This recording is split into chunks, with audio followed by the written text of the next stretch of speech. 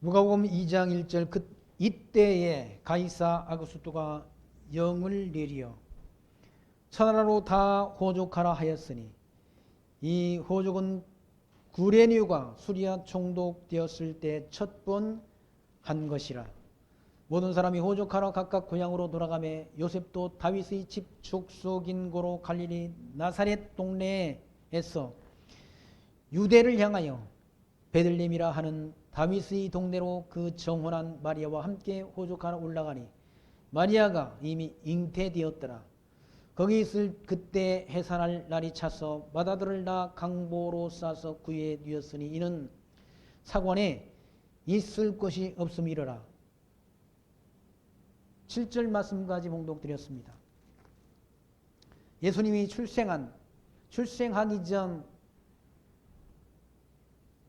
먼저 태어난 사가랴의 아들, 사가랴와 엘리사벳의 아들이 있었는데 그가 곧 누군가 하면 요한이라는 얘기예요.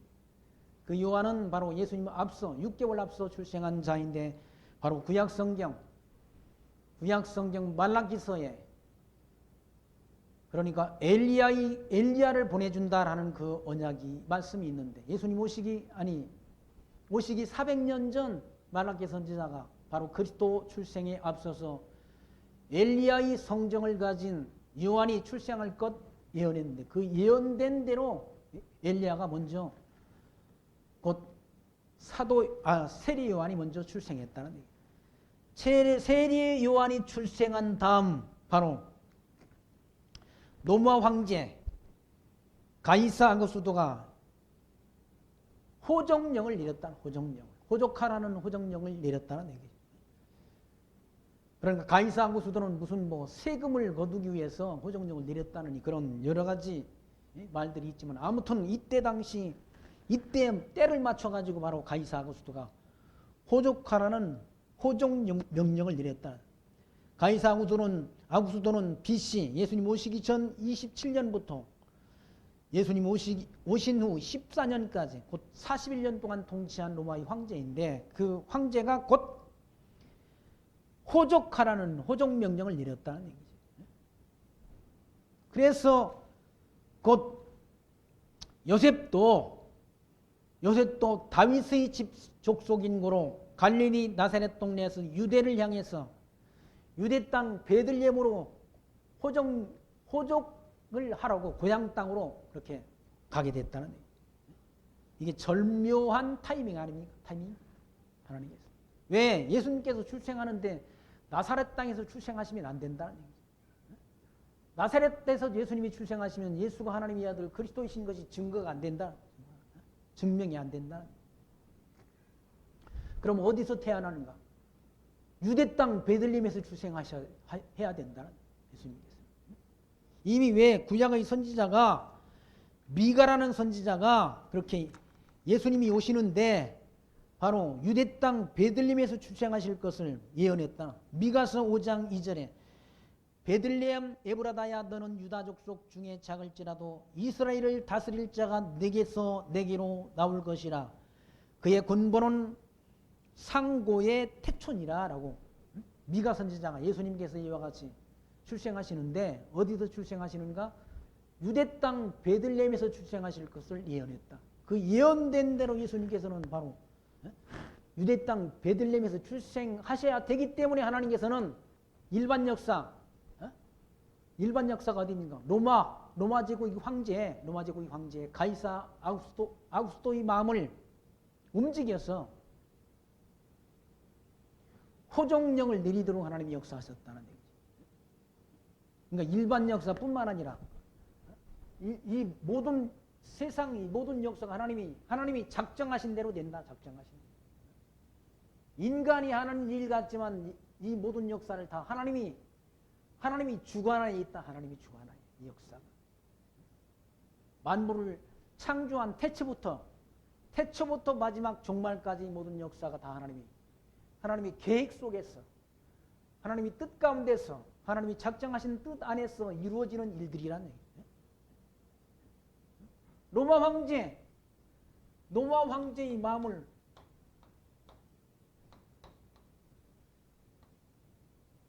누가 움직이는가? 누가 주관하시는가? 바로 하나님이 주관하셔서, 하나님이 주관하셔서 호정령을 내리도록. 왜? 예수님께서 유대 땅 베들레헴에 출생하시도록 역사하시기 위해서. 놀라운 일 아닙니까? 놀라운 일. 그렇게 역사하신다는 얘기죠. 이방 나라의 왕의 마음도 하나님이 다 주관하시는, 이방 나라의 왕도 무슨 지 마음대로 자기 마음대로 역사를 주관하시는 것이 아니라, 세상 역사가 인간이 세상 역사를 만들어가는 것이 아니라 하나님이 역사 섭리 주권자십니다.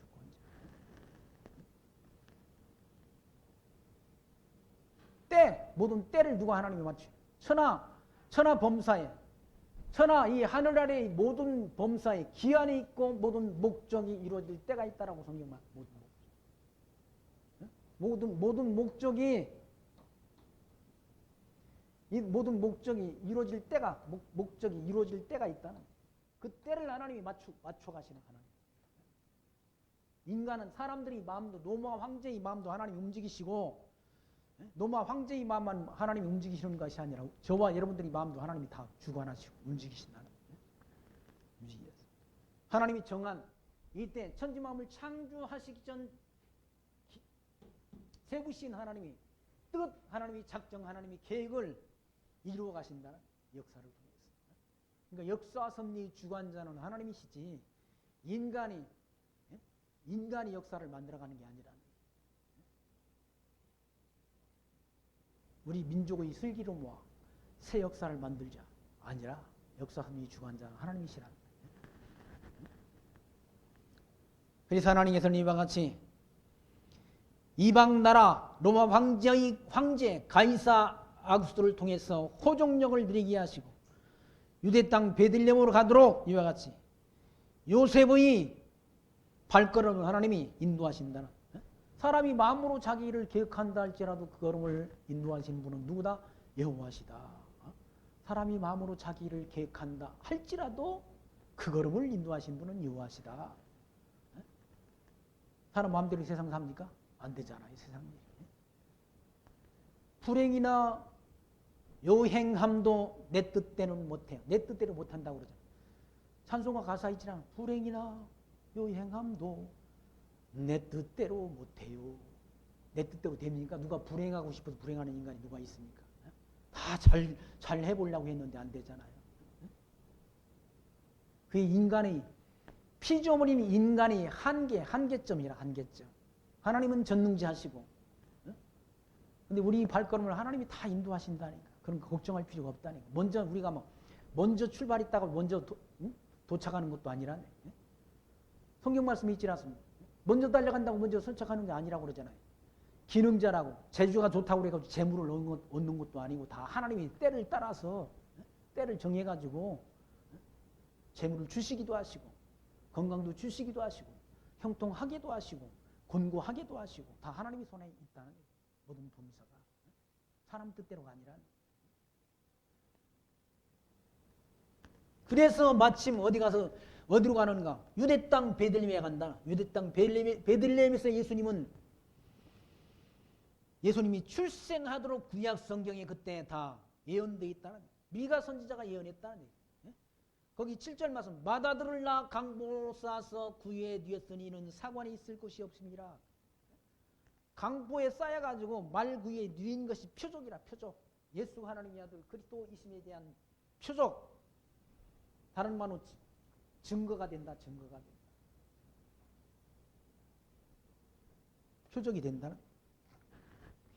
8절 말씀 보시면 그 지경의 목자들이 밖에서 밤에 자기 양떼를 지키더니 주의 사자가 곁에 서고 주의 영광이 저희를 두루 비치매 그게 무서워하는지라 천사가 이르되 무서워 말라 보라 내가 온 백성에게 미칠 큰 기쁨의 좋은 소식을 너희에게 전하노라. 목자들한테, 양떼를 치는 목자들에게 바로 천사가 나타나서 좋은 소식, 온 백성에게 미칠 큰 기쁨의 좋은 소식을 전한다는 얘기예요. 그 소식이 뭔? 그리스도의 출생에 대한, 탄생에 대한 그 기쁜 소식을 전한다. 기쁜 소식을. 온 백성이라는 말은 이 세상 모든 백성들 가운데 택함을 입은 구원 얻기로 예정된 백성에게 좋은 소식이 전해진다는 거예요. 구원 얻기로 예정 안 된 백성들이 무슨 그리스도가 탄생이 무슨 관계가 있습니까? 하나님의 아들 오신 그리스도가 이 적그리스도들한테는 무슨 상관이 있냐고. 그리스도를 대적하는 것들한테 아무런 의미가 없는 거예요. 그러니까 하나님이 택한 백성에게, 거기 온 백성이라 하면 하나님이 택한 백성에게 미칠 큰 기쁨의 좋은 소식을 너에게 전하노라. 오늘날 다윗의 동네에 너희를 위하여 구주가 나셨으니 곧 그리스도 주시니라 라고 말씀합니다. 다윗의 동네. 구약 성경에 다윗이라는 왕이 있었지 않습니까? 그 왕이 태어난 곳, 이스라엘 나라의 그런 대통치자 다윗이 태어난 그 동네에 만왕의 왕이신 그리스도도 출생하도록 구약 성경에 예언되어 있다. 그 예언된 대로 다윗의 동네에서 예수님이 출생한다. 유대 땅 베들레헴에. 그러니 예수님께 대한 예언, 구약 성경의 예언의 말씀, 하나님이 언약하시고 선지자를 통해서 예언케 한 이 예언의 말씀이 하나도 빠짐없이 다 이루어진다. 그리스도에게 와서 다 성취가 된다. 다 성취가 되니까 이게 우리는 성경 말씀을 진리라고 말하잖아. 진리라고 말한다. 하나도 남은 것이 다 이루어지질 않습니다. 예수님이 출생할 장소, 또 예수님은 유다 지파를 통해서 오신다 하더니 유다 지파를 통해 다윗의 자손으로 이 땅에 오셨지 않습니까? 가령 10가지 가운데 한 가지만 안 맞아 떨어져도 그건 진리라고 할 수 없지 않습니까? 다 맞아 떨어져. 하나도 맞지 않은 것이 다 이루어졌다. 점쟁이들이 점치는 거니요. 그건 어쩌다가 황소가 뒷걸음치다가 밟은 거예요. 그거 다 가짜들이라는 가짜들. 사람들이 그런 가짜에도 속아 넘어가지 않습니다. 성경은 진리라. 10가지면 10가지, 100가지면 100가지 남김없이 다 이루어진다는, 하나도 빠짐없이 다 이루어진다는, 구약의 하나님의 언약과 선지자 예언이 그대로 다 이루어진다는. 유대 땅 베들레헴에 출생하신다 하더니 진짜 예수님께서 이방 나라 로마 황제 가이사 아구스토의 마음을 움직여서 호족하라는 호족령을 내려서 요셉이 자기 임신한 아내 마리아를 데리고 어디 갑니까? 유대 땅 베들레헴에 간다. 거기서 예수님이 출생해야 되니까. 그리고 있을 곳이 없어서 강보에 싸서 말구유에 뉘었다는 얘기죠. 그것도 하나님의 표적이란, 예수가 하나님의 아들 그리스도 되시면 표적이란 얘기. 그리고 목자들에게 이와 같이 좋은 소식. 11절 말씀 보시면 오늘날 다윗의 동네에 너희를 위하여 구주가 나셨으니 곧 그리스도 주시니라고 말씀합니다. 그리스도가 출생했다. 우리 주인이신, 생명의 주이신 주님께서 우리 태어나셨다. 그러면서 2절 말씀 12절 너희가 가서 강보에 쌓여 구유에 누인 아기를 보리니 이것이 너희에게 표적이니라. 예수가 하나님의 아들 그리스도이심에 대한 표적이 뭔가? 말구유에 사람을 놔가지고 말구유에 누는 그런 일들이 흔치 않다는 얘기. 예수님께 와서 그것이 이루어진다는 얘기. 말구유에 누인 것이 예수가 하나님의 아들 그리스도 되심에 대한 표적이다. 호련히 허다한 천군이 그 천사와 함께 있어 하나님을 찬송하여 가로되 지극히 높은 곳에서는 하나님의 영광이고 땅에서는 기뻐하심을 입은 사람들 중에 평화로다 하니라. 지극히 높은 곳에서 하나님 앞에 영광이고 하나님의 언약이 성취되는 만왕의 왕이신 그리스도가 이 땅에 출생하시는 것을 통해서 하나님 앞에 영광이 돌려지고 땅에서는 기뻐하심을 입은 자가 누구예요? 구원 얻기로 예정된 자에게는 평화라는 평화. 기뻐하심을 입은 사람들 중에는 평화라는 거예요. 그리스도가 온 것이 아무한테나 다 평화가 아니라 기뻐하심을 입은 자, 다른 말로 구원 얻기로 예정된 백성에게는 평화라는 거예요. 그리스도의 소식이, 주님이 출생의 소식이. 15절 천사들이 떠나 하늘로 올라가니 목자가 서로 말하되 이제 베들레헴까지 가서 주께서 우리에게 알리신 바 이 이루어진 일을 보자고 빨리 가서 마리아와 요셉과 구유에 누인 아기를 찾아서 보고 천사가 자기들에게 이 아기에 대하여 말하는 것을 고하니 듣는 자가 다 목자의 말하는 일을 기이 여기되 마리아는 이 모든 말을 마음에 지키어 생각하니라. 목자가 자기들에게 이르던 바와 같이 듣고 본 그것을 모든 것을 인하여 하나님께 영광을 돌리고 찬송하며 돌아갔다라는 말씀이 기록되어 있지 않습니까? 천사들이 있다. 천사들이. 우리 눈에 안 보이는 게 천사입니다. 안 보이는 것이 천사가 없는 것 같지만 천사가 있다. 사단도 있지라. 사단. 사단 우리 눈에 보입니까? 안 보인다. 그렇다고 사탄이 없는 게 아니라 사단도 있다. 사단도 천사도 하나님이 쓰시는 하나의 일꾼이라. 일꾼. 사단은 하나님이 악한 일에 쓰는 도구, 불의한 일에 쓰는 도구라네. 천사는 하나님이 선한 일에 쓰임받는 도구라네. 하나님이 일꾼. 하나님과 사단이 대적하는 대적관계가 아니라 다 하나님의 일을 맡은 하나의 종에 불과하다. 사단도. 근데 일반적으로는 사단은 하나님의 뜻을 거스리고 하나님의 뜻을 대적하는 대적 본세로 아는 그 잘못된 사상인 거죠. 하나님이 온갖 것을 이 땅 위에 있는 온갖 것을 그 쓰임에 적당하게 하셨나니 악인도 악한 날에 적당하게 하셨느니라. 사단도 하나님의 적당하게 쓰시려고 만든 거예요. 하나님. 사단의 사조를 사단의 그런 조종을 받는 사단에게 메인자들은 악한 일만 계획한다. 악한 일만. 그냥 남의 일을 사기치고 남을 등치고 남을 속여먹고 남을 다른 나라를 침략하고 뺏으려는 그런 사악한 생각들을 가진다. 지금 이 땅에 평화 있는 것 같습니까? 아니잖아요. 저 우크라이나라는 나라를 저 러시아가 먹어버리려고 지금 이빨을 드러냈다는 얘기예요. 그 나라만 그렇습니까? 저 중공이라는 나라가 대만을 집어삼키려고 지금 용어 이빨을 드러냈다. 용어 이빨을. 그럼 우리나라는 평안합니까? 우리나라 안 평안하잖아요. 미사일을 쏴대고 있지 않습니까? 저 김정은이가. 이 땅에는 평화가 없다. 주님 재림하셔야. 천년왕국 시대가 와야 어린아이가 독사 굴에 손 놓고 장난쳐도 물지 않는 시대, 사자가 소처럼 풀을 먹는 시대, 그때가 평화로운 시대라는 얘기예요. 그러니까 사단이 무저경 속에, 하나님이 만드신 감옥 속에 들어가야 사단이 이 땅에 평화가 있는 거지. 그때까지는 평화가 없다. 무슨 이 땅에 평화가 있습니까?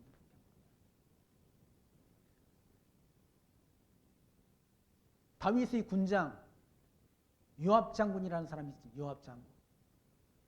사울 왕의 군장이 아브넬이라는 군장이 있었지라. 군대 장군이라는 장군인데, 요압이 없는 사이에, 요압 장군이 없는 사이에 아브넬이 와가지고, 그때 사울 왕 죽었을 때요. 사울의 군장 아브넬이 그 이스라엘이 거의 전권을 가지고 있었다. 그러니까 다윗 왕과 만나가지고 평화의 조약을 맺고 갔다.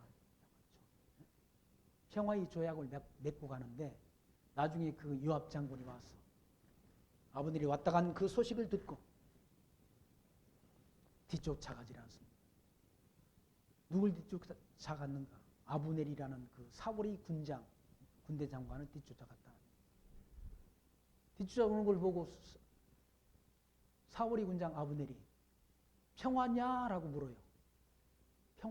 평화로운 소식을 전하러 왔느냐라고 물었다는 얘기죠. 요압 장군한테. 그러니까 평화로다라고 그렇게 전해놓고는 만나가지고 이렇게 인사를 해요. 인사를 하는 동시에 옆구리에 칼을 뽑아가지고 아브넬이 배를 찔러서, 배를 얼마나 심하게 찔렀는지 그 창자가 흘러나와 죽었다고 그러지 않습니까? 무슨 놈의 세상에 평화가 있습니까? 이 세상에 저주받은 세상. 입으로는 평화. 요압 장군이 평화냐? 그러니까 평화라고 그랬지 않습니까? 평화로다 해놓고는 칼을 뽑아가지고 상대의 옆구리를 찌르는 게 세상이란 타락한 세상, 저주받은 세상. 성경에 있는 말씀 아닙니까? 성경에 있는 말씀. 다윗이 자기 아들한테 뭡니까? 유언을 할 때 다윗의 명령을 누가 어긴 거냐? 요압 장군이 어겼다는 얘기죠. 그리고 나중에 반역하잖아요. 반역. 솔로몬한테 다윗 왕이 늙어서 죽기 전에 유언을 하는데 뭐라고 유언하는가? 저 뭡니까? 요압이 편안히 백발로 음부에 내려가지 못하라고 죽이라고 하는 거예요. 세상에는 평화가 없다는 얘기예요. 이때 가야 평화가 있는 거지. 예수님 재림하시고 사단이 무지개 속에 들어가야 평화가 있다.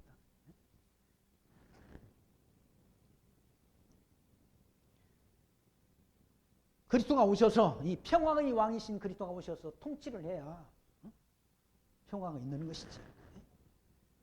22절 말씀 보시면 모세의 율법대로 결례의 날이 참에 아기를 데리고 예루살렘에 올라가니 이는 주의 율법에 쓴 바 첫 해에 처음 난 남자마다 주의 거룩한 자라 하리라. 한 대로 아기를 주께 드리고 또 주의 율법에 말씀하신 대로 비둘기 한 쌍이나 혹 어린 양 반구로 제사하려 함이로라. 그러니까 하나님 앞에 첫 아들은 하나님 앞에 드린다는 얘기죠. 그 아들 대신에 이와 같이 제물을 드린다. 뭐나 비둘기 한 쌍이나 또 어린 반구 둘로. 비둘기 한 쌍이나 혹은 어린 반구로 제사를 드리려고 예루살렘에 올라갔다. 25절 말씀 예루살렘에 시므온이라 하는 사람이 있으니 이 사람이 의롭고 경건하여 이스라엘의 위로를 기다리는 자라. 성령이 그 위에 계시더라. 시므온이라는 사람이 있었는데 그 사람이 하나님이 약속을 믿고 그 약속이 이루어지기를 기다리는 자였었다는 얘기예요. 26절 저가 주의 그리스도를 보기 전에 죽지 아니하리라 하는 성령의 지시를 받았더니 곧 그 시므온한테 그리스도가 태어났다는 사실을 보게 하리라는 그 하나님이 음성을 들었다는 얘기입니다. 27절 성령의 감동으로 성전에 들어가며 마침 부모가 율법의 전례대로 행하고자 하여 그 아기 예수를 데리고 오는지라. 시므온이 아기를 안고 하나님을 찬송하여 가노되 그 예수 그리스도 어린 아기를 안고 하나님 앞에 하나님을 찬송했다는 얘기죠. 주제여라고 불렀다. 주제라는 말이 뭡니까? 천지 만물을 창조하고 주관하는 주권자를 말한다. 천지 주제시여라고. 주제. 이제는 말씀하신 대로 종을 평안히 놓아주시는도다라고. 하나님이 약속하시고 선지자를 통해서 예언한 예언의 성취자이신 그리스도를 만왕의 왕이신 그리스도를 지금 품에 안았다는 거예요. 시므온이. 근데 하나님의 약속이 이루어지는 걸 하나님의 약속이 성취되는 걸 봤다는 얘기죠. 시므온이. 이루어지는 것을. 구약 성경 모두가 모세의 율법과 선지자 일과 시편이 이 구약 성경 모두가 나를 가리켜 증거한 것이로다 한 그 예언의 말씀이 이루어지는 걸 시므온이 봤다. 하나님을 찬송하지 않았습니다.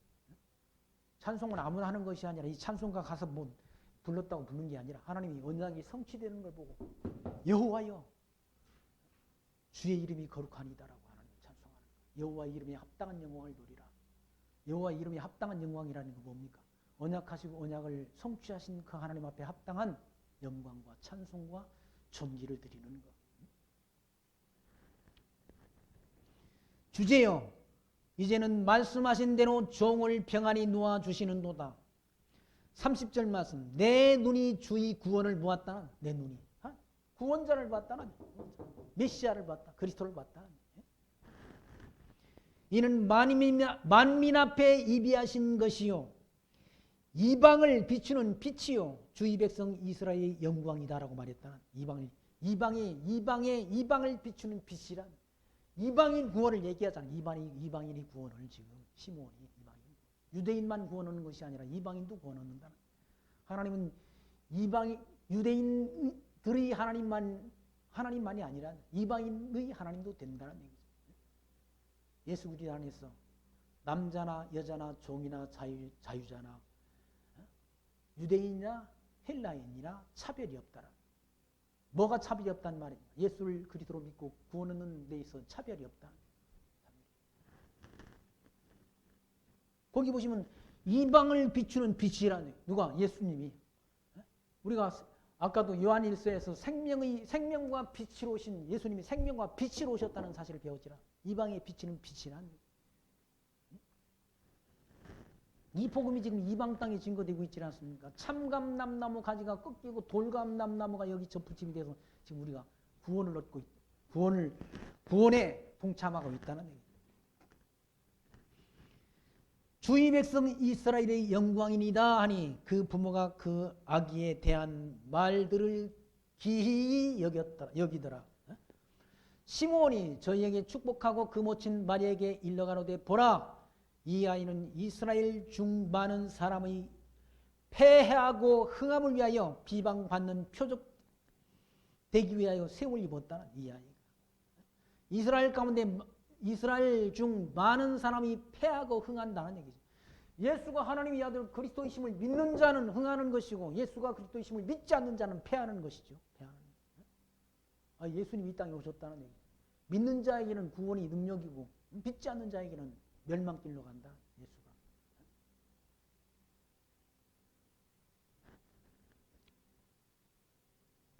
패하고 흥함을 위하여 비방을 받는 표적이 되기 위하여 세월 입었다는 얘기죠. 또 칼이 네 마음을 찌르는 듯 하리라. 왜? 십자가에 달려 예수님이 못 박힌다. 십자가에 못 박혀 죽는 걸 보니까 그 마리아의 마음이 얼마나 아팠겠어요. 자식이 먼저 십자가에 달려 죽는 걸 보니 얼마나 마음이 아프냐고요. 자기가 칼 맞는 기분 아니겠습니까? 칼 맞는 기분. 또 칼이 내 마음을 찌르는 듯 하리라. 이는 여러 사람이 마음의 생각을 드러내려 함이니라 하더라. 또 아셀지파 비누엘의 딸 안나라 하는 선지자가 있어 나이 매우 늙었더라. 그가 출가한 후 7해 동안 남편과 함께 살다가 과부된 지 80년이라. 과부된 지가 84년이나 됐다. 남편과 함께 산 거는 7년이고 혼자 산 지가 84년이라는 그런 과부, 여자 선지자가 있었다는 얘기죠. 이 사람이 성전을 떠나가지 않냐고 주에 금식하며 기도함으로 섬기더니 38절 마침 이때 나와서 하나님께 감사하고 예루살렘의 구속됨을 바라는 모든 사람에게 이 아기에 대하여 말하니라. 주의 율법을 쫓아 모든 일을 피하고 갈릴리로 돌아가 본 동네의 나사렛에 이르니라. 나사렛 땅에 가서 성장해 갔다. 사실 이 뭡니까? 누가복음에는 예수님께서 애굽으로 피난 간 그 뭡니까? 역사적 사실은 기록을 안 하고 있지라. 마태복음에는 그걸 기록했잖아요. 애굽 땅에 들어가서 3년 반 있다가 나사렛 땅에 가서 성장하셨다. 나사렛 땅에서 성장하신 이유는 선지자의 글에 나사렛 사람이라 칭하리라 함을 이루려 함이라 라고 기록되어 있지라. 본 동네 나사렛 동네에 가서 예수님께서 성장하신다는 얘기. 나사렛이라는 동네가 그렇게 뭡니까? 좋은 동네가 아니라는 얘기. 그러니까 아주 사람 살기 좋은 동네가 아니라. 그러니까 요한복음 말씀에 그런 말 1장 말씀에 있지 않습니까? 빌립이 자기 친구 나다니엘이라는 그런 친구한테 주님을 만났다고 예수님 만났다고 오라고 그러니까 무슨 나사렛 땅에서 선한 것이 나느냐라고 그런 말을 했잖아. 나사렛 그 동네에서 무슨 선한 일이 일어나겠느냐라고 그런 말을 할 정도로 나사렛 동네가 별로 그렇게 사람들한테 호감을 주는 그런 동네가 아니었다. 그런데 왜 나사렛 동네에 가서 그렇게 성장하시는가? 성경에 나사렛 사람이라 칭하리라 함을 이루려 함이라라고 기록되어 있지 않습니다. 40절 말씀 보시면 아기가 자라며 강하여지고 지혜가 충족하며 하나님의 은혜가 그 위에 있더라라고 누가는 그렇게 기록합니다. 그 부모가 해마다 유월절을 당하면 예루살렘으로 가더니 예수께서 12살 될 때 저희가 이 절기의 전례를 쫓아 올라갔더라. 그 날들을 마치고 돌아갈 때 아이 예수는 예루살렘에 머무셨더라. 그 부모는 이를 알지 못하고 동행 중에 있는 줄로 생각하고 하룻길을 간 후에 친족과 아는 자 중에 찾되 만나지 못하며 찾으면서 예루살렘에 돌아갔더니 사흘 후에 성전에서 만난즉 그가 선생들 중에 앉으사 저희에게 듣기도 하시며 묻기도 하시니 듣는 자가 다 그 지혜와 대답을 기이 여기더라 라는 말씀. 성전에 올라가서 해마다 유월절에 가서 절기 때 하나님 앞에 절기 제사를 드리고 돌아오는 길이었다는 얘기죠. 근데 12살이니까 뭐 웬만큼 자랐지 않습니까? 예수님께서 자랐는데. 아니 아이와 자기와 함께 오는지도 모르고 그냥 하룻길을 그냥 왔다는 얘기죠. 무심하게 왔는데 아유 오다 보니까 아이가 없어졌잖아. 예수님이 없어졌다는 얘기죠. 그래가지고 도로 찾으러 되돌아갔다는 얘기죠. 그래서 성전에서 만났는데 45절 말씀 보시면 만나지 못하며 찾으면서 예루살렘에 돌아갔더니 사흘 후에 만났다는 얘기예요. 그런데 성전에서 만난 즉 그가 선생들 중에 앉으사 12살인데 바로 선생들 그러니까 유대인들 가운데 유대인들은 랍비라고 그러지 않습니까? 하나님의 말씀을 가르치는 율법 학자, 서기관과 그런 자들 바리새인들과 함께 앉아서 하나님의 말씀을 논한다는 얘기죠. 살 후에 성전에서 만난 즉 그가 선생들 중에 앉으사 저희에게 듣기도 하시며 묻기도 하시니 듣는 자가 다 그 지혜와 대답을 기이 여기더라. 예수님은 뭐 크게 공부한 바도 없는데 이와 같이 배우지 않고도 다 아는 분이 있다는 거예요. 왜 천지만물을 창조한 창조주시기 때문에 다 안다는 거예요. 근데 어떤 인간은 배워도 모른다고 그러지 않아요. 어떤 분은 배우지 않고도 알고, 어떤 분은 배워서 알고, 어떤 분은 배워도 알지 못하는 사람이 있다는 배워도. 그건 바보라고 그러지 않아요. 바보. 예수님께서 이와 같이 유대인들 선생들 가운데, 랍비들 가운데 함께 앉아서 그들의 가르침을 듣기도 하고, 또 그들에게 묻기도 하고, 또 답변도 하시는 그 답변의 내용이 너무나 지혜로워서 그 지혜와 대답을 사람들이 기이 여겼다. 율법학자들조차도. 48절 그 부모가 보고 놀라며 그 부치는 가로되 아이야 어찌하여 우리에게 이렇게 하였느냐 보라 내 아버지와 내가 근심하여 너를 찾았노라 라고 말했다. 그 아버지가 너 어쩌다가 그렇게 했냐 우리 잊어버리고 우리 바짝 따라왔어야지 라면서 아버지가 책망 섞인 말로 하지 않았겠습니까? 근데 49절 말씀 예수께서 대답 가라사대 어찌하여 나를 찾으셨나이까 내가 내 아버지 집에 있어야 될 줄을 알지 못하셨나이까 하시니 아버지 집이 어디입니까? 성전이 아버지 집이라. 아버지 집. 그 성전이 곧 예수님이 있을 곳 아닙니까? 성전. 그 성전이 뭘 가리키는가? 그 성전이 참 성전이신 그리스도의 몸에 대한 모형적인 건물이 뭔가 하면 성전이라. 예수님께서 그 성전 유대인들이 자랑하니까 제자들이 자랑하니까 그 성전 헐어버려라. 내가 사흘 안에 지키겠다. 뭘 가리켜 말씀하신 말씀인가? 주님께서 참 성전이신 주님께서 죽었다가 사흘 만에 살아나실 것을 가리키는 말이었다. 내 아버지 집에 그러니까 예수님은 육신은 누구의 자손입니까? 요셉과 마리아의 자손이지만 그분의 근본은 누구란 말입니까? 하나님의 아들이라. 하나님의 아버지지. 세상의 법정적 아버지는 누구입니까? 요셉이라네. 마리아라네. 어머니는. 그런데 그분의 근본은 누굽니까? 태초. 하나님의 말씀으로 존재하신 하나님이라. 만물의 창조주이신 하나님이 이 만물의 창조주이신 하나님이 육체로 오신 분이 누군가? 예수 그리스도이시라.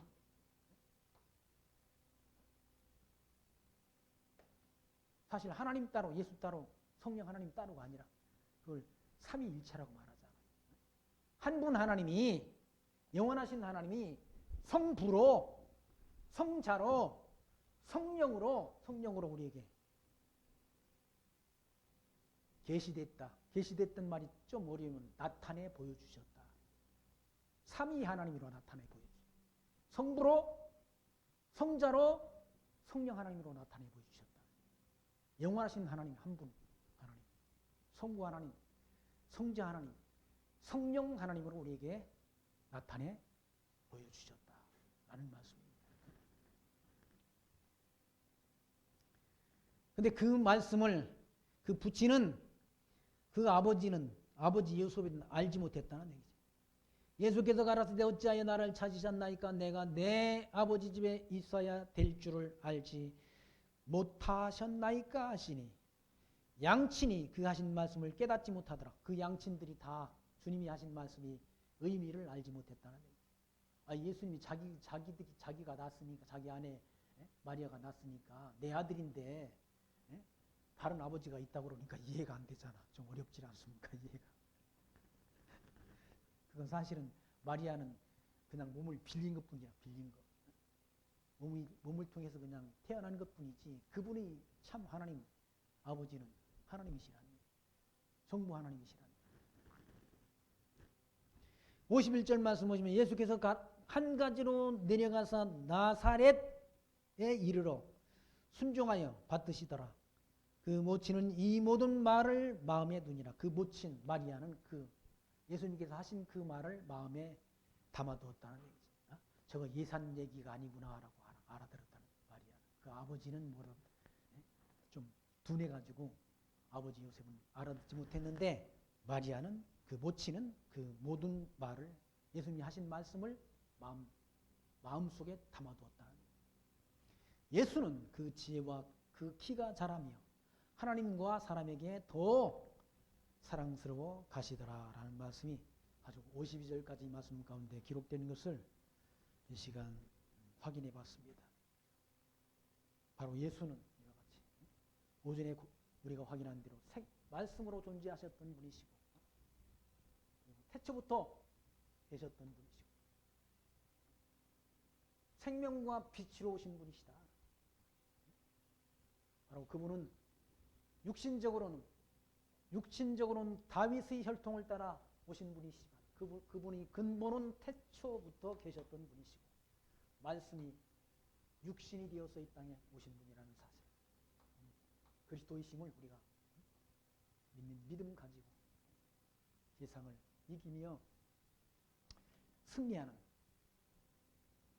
어둠의 권세가 이 세상의 온갖 어둠의 권세가 우리를 대적해와도 그리스도가 세상을 이기셨지 않습니까? 담대하라. 내가 세상을 이기었다 하셨습니다. 그 예수 그리스도를 힘입어 우리가 세상을 이기며 승리하는 신앙생활 해가시기를 부탁드리며 말씀 마칩니다. 기도합니다. 하나님 감사합니다. 오늘 또 누가복음의 말씀을 통해서 구약의 선지자의 예언한 예언대로 예수님께서 유대 땅 베들레헴에 출생하셨고 또 선지자의 예언대로 강보에 쌓여 말 구유에 누이는 표적을 통해서 예수가 하나님의 아들 그리스도 되심을 또 나사렛 땅에 가서 성장하시는 그 하나님의 섭리를 통해서 구약 성경 선지서에 기록된 대로 나사렛 사람이라 칭하리라 함을 이루시는 성취하시는 섭리를 통해서 예수가 하나님의 아들 그리스도이신 것을 미련하고 둔한 우리로 하여금 확증 얻게 하셔서 확신하는 믿음 갖게 하신 하나님 감사합니다. 이 어두운 세상 살아가는 동안 우리 길이요 진리요 생명 되신 예수 그리스도를 믿는 믿음으로 세상을 이기며 승리할 수 있도록 우리를 은총 가운데로 인도해 주옵소서. 예수님 이름으로 감사하며 기도하옵나이다. 아멘.